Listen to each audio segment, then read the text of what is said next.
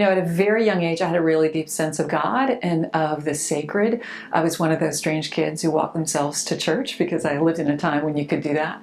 And I was one of the first female acolytes in the Southern Diocese of Virginia. That said, I never saw a woman lead in the church as I was growing up. I felt the call young. I was involved in church all the way through. And as I left to go to college, I said to a male priest I was working with that I thought I wanted to study religion and maybe go a little further. And that was really took a lot of courage to put that into words to him. And he looked at me and said, "You'll make a lovely priest's wife, but this thing we're doing, ordaining women, is going to destroy the church you love." And so I got really angry, really angry. And some women use that to fuel themselves and say, "Just watch me."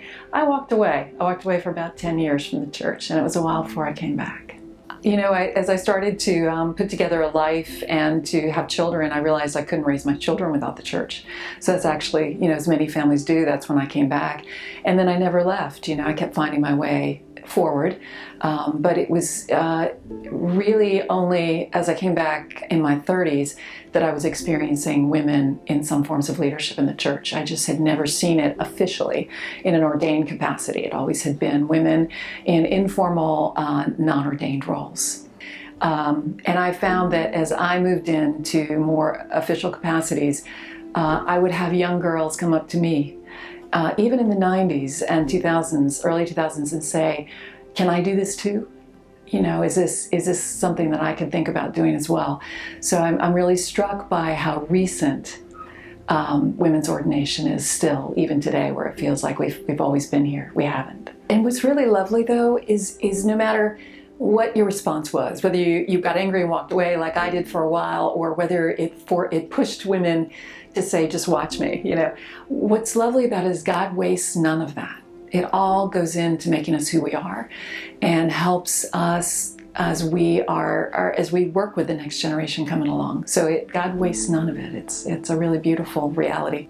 I continue to work every day in particular with children, to remind them that we are beautifully and perfectly made exactly as God designed us to be, and that God wants only our full thriving.